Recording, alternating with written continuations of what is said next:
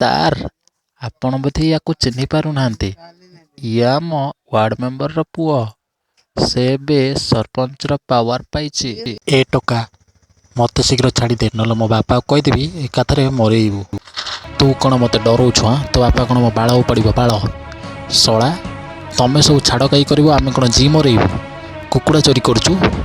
ତୋ ବାପାକୁ କହିଦେ, ତୋତେ ଏଠୁ କେହି ଛଡ଼େଇ ନେଇପାରିବେନି, କାହିଁକିନା ମୁଁ ଆରେଷ୍ଟ କରିଛି। ମୁଁ ଏଇ ଶୀଘ୍ର ଖୋଲ, ଚାଲ ଶଳା ଚାଲ। ଶଳା ଚୋରି କରିବୁ ନାଇଁ?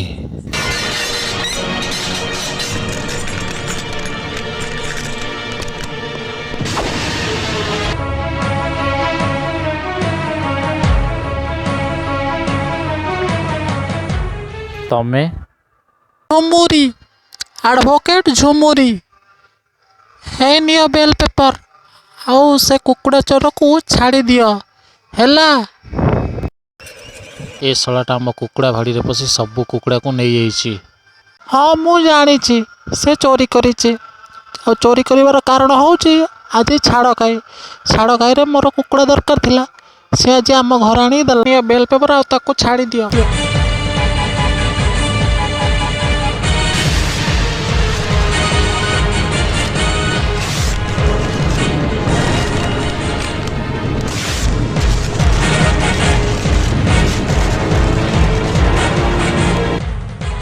ଯେଉଁ କଥା ଗୁଡ଼ା ତମେ ସବୁ କହୁନ, ସେଗୁଡ଼ା ସବୁ ବାଳ କଥା।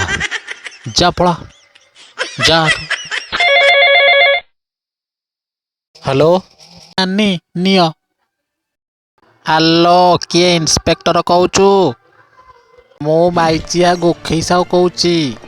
ମୁଁ ଶୁଣିଲି କ'ଣ ତ ମୋ ପୁଅକୁ ଆରେଷ୍ଟ କରିଛୁ? ହଁ, କାହିଁକି ଆରେଷ୍ଟ କରିଛୁ ବା? ଆରେ କ'ଣ କରିଛି ସେ? ଆରେ ଗୋଟେ କାମ କର, ତାକୁ ଛାଡ଼ିଦେ। ଯାହା କହିବୁ ମୁଁ ତୋତେ ସେଇଆ ଦେବି। କ'ଣ ଦେଇପାରିବ? ଆଚ୍ଛା, କ'ଣ ନେବୁ କହ? ମୁଁ କୁକୁଡ଼ା ଦୁଇଟା ନେବି।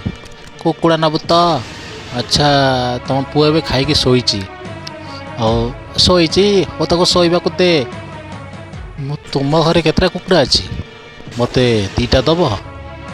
ହଁ ନା ନେଇଯିବି ଚୋରି କରିକି? ଏ ଯୋଗ ନିଖିଆ, ଏ ଶଳା ମାଇଚିଆ, ତୋ ପୁଅ ଚୋରି କରିବ, ଆଉ ଯିଏ ଚୋରି କରିବ ତୁ